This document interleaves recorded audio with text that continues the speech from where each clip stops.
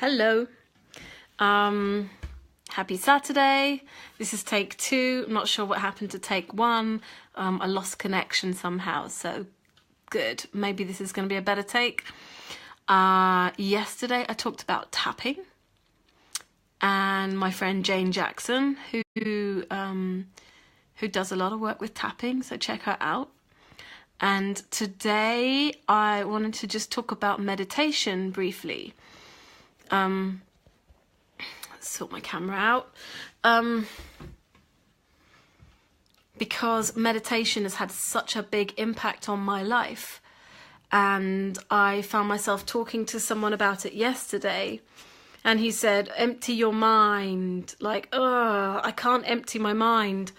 And it's just like, you know, that's one of the biggest fallacies about meditation. It's not, like, you can't empty your mind, and if you try and focus on emptying your mind, that's not going to work for most people, at least. And it's not about sitting still and having a completely blank mind or being in total bliss for 5 minutes or 20 minutes or whatever it is. And there's not one way to do it. And really it's about being present with what is. So one of the things that helped me get into meditation was the app Headspace. Well, when I started, it wasn't an app, it was just the website. So you can check out the Headspace website or app. And when I started, they were offering 10 free meditations. You can go and check it out. I'm sure there's some free stuff on there. And one of the things that really helped me is the voice on this guided meditation said something like, just notice the sounds, listen to the sounds around you, and listen to the sounds that you can hear outside. Maybe there's a car going down a road in the distance. And I just, for the first time in my life, I thought, wow, I don't have to make everyone shut up so I can meditate. I don't have to be angry with anyone for making noise. I don't have to judge all the sounds I can hear or feel like I can't do this because I need complete silence. It's just not about that. It's about being real about what is. It's about coming powerfully into the present moment,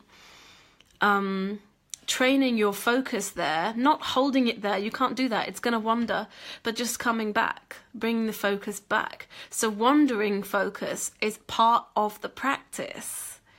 That's part of it. And then you just bring your attention back. So I used to meditate at the London Buddhist Centre in Bethnal Green. There's a few Buddhist centres around London. I think the main one is in Bethnal Green.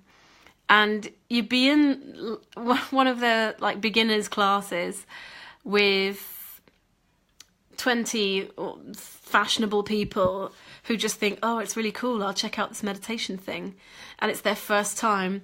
So everyone sat there in silence, and then you hear someone's phone going zzz, zzz, zzz, zzz.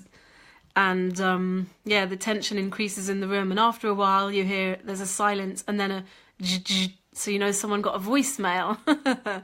And it's just good to know that that's part of my practice, is to notice what's coming up, to notice where my focus goes, to notice the story that I put on what's happening, and to bring my attention back without judgment, without forcing, without pushing, and to also just love myself and accept myself and be present with myself the way that I am. Where do I judge? Where do I find it difficult? Where am I caught up in thoughts where I just can't get my mind to shut up?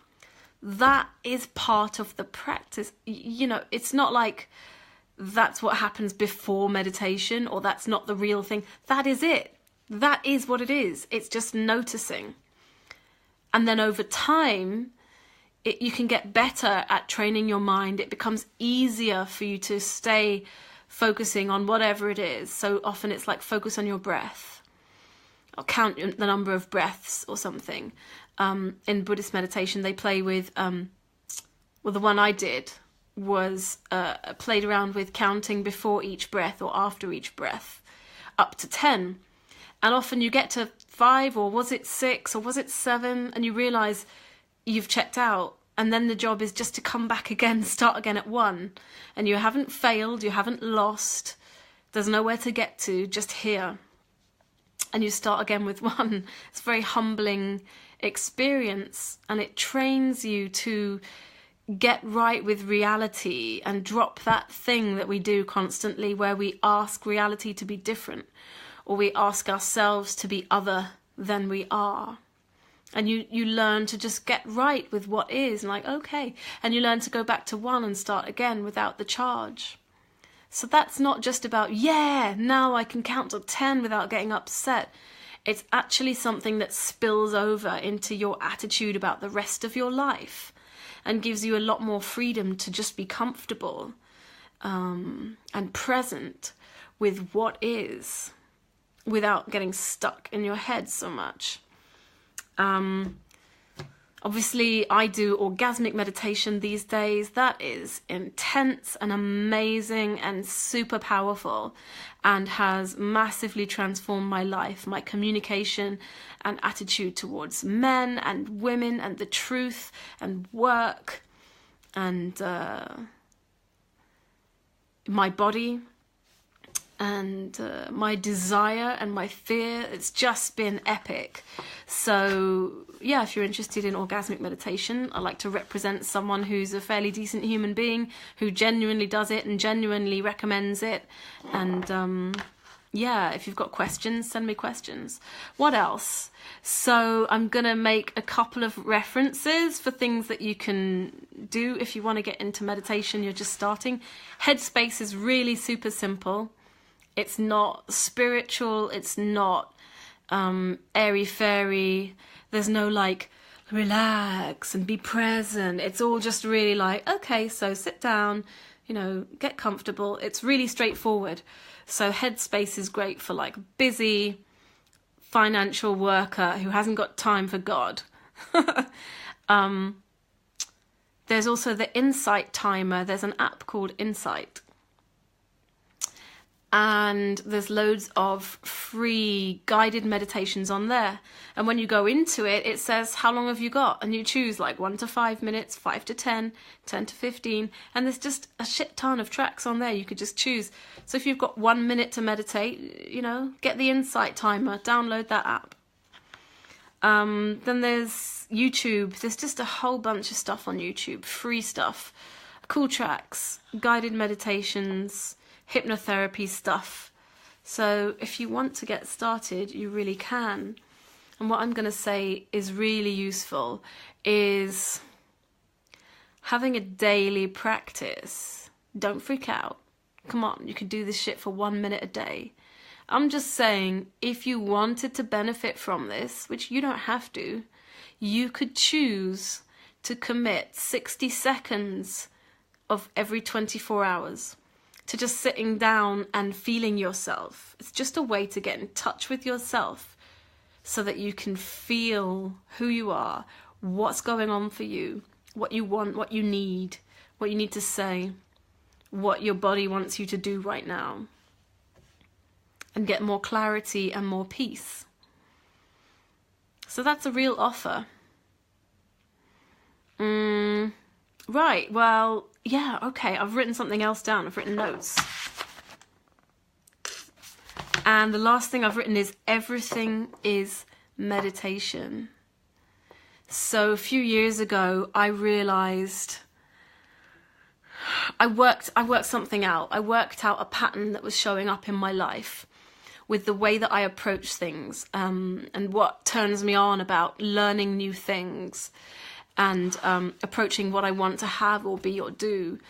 I figured out that there's a magic power in putting your attention on things. So I started dancing. And when I started dancing, I was using tiny YouTube videos. I mean, not YouTube, just tiny videos on a laptop. The guy I was seeing at the time had these videos of dancers, and he was like, we're going to do this. Let's copy this. And I was looking at this tiny ABC player on his computer screen and saying, I can't see anything. I can't see what they're doing. I just didn't have that language in my system. I didn't have the ability to see what they were doing and understand what was going on. And then fast forward a year and a half, and I can look at a YouTube video and I know where her weight is, and I know where her elbow is, and I know what her hip just did, and I know why that move worked or didn't work. And I thought, wow, that's really intense. How did I do that? And I do the same thing with my voice.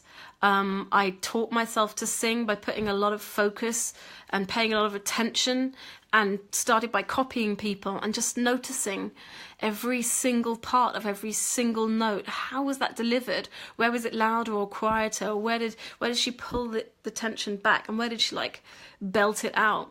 And then I went to music school and I was given warm-ups to do. And it's like, you can't power through that stuff. You have to like really listen to your body and just notice in every second, how's my throat feeling? How's the tension in my shoulders and my back? Are my knees locked? Am I breathing? Is my diaphragm engaged? You're constantly feeling your body and responding. So there's a way that when you put your attention on things, for me, it's like a magic power, and you can have what you want. You can become an expert by noticing, just noticing how things work. There's so much information there. You don't actually need someone to be an expert for you. You can become an expert, and so much of that is honing your attention so that you're able to extract information from any situation, to see what's going on, and then to be that if you want to be that, to have it if you want to have it, to embody it. So for me, there's a way that everything is meditation. It's all an opportunity to pour your focus and mindfulness and presence, and then reap the rewards of that. All right, that's what I got to say today. Have a great Saturday.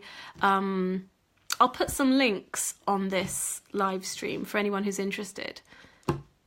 And let me know how you like to meditate. Mwah.